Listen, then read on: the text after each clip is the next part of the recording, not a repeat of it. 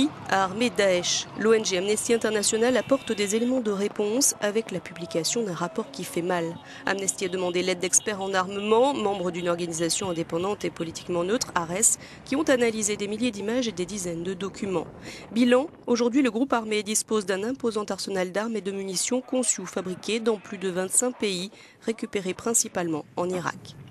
Selon Amnesty, la guerre Iran-Irak entre 1980 et 1988 est un moment majeur pour le développement du marché global d'armes modernes.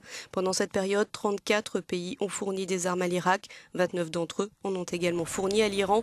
La France fut le deuxième fournisseur d'armes de l'Irak à l'époque.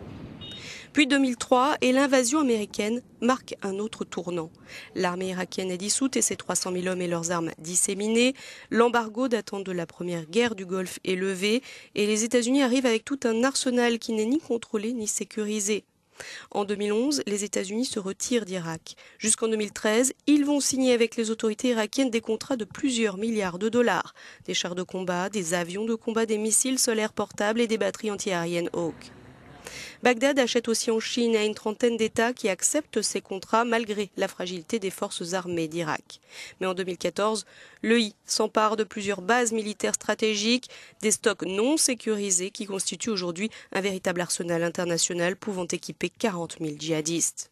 Cet arsenal regroupe des armes légères américaines, chinoises, tchèques, russes, belges, des chars et des blindés américains, russes et chinois. Pour Amnesty, la quantité et la variété des stocks d'armes et de munitions détenus par Daesh aujourd'hui témoignent donc de décennies de transferts irresponsables d'armes vers l'Irak et de l'incapacité persistante de l'administration d'occupation dirigée par les États-Unis à gérer de façon sécurisée les livraisons d'armes et les stocks. Amnesty dénonce aussi la corruption endémique en Irak. L'ONG préconise donc aujourd'hui que tous les États adoptent un principe de refus a priori concernant l'exportation d'armes en Irak et veillent à la destination et à la sécurisation des armes vendues.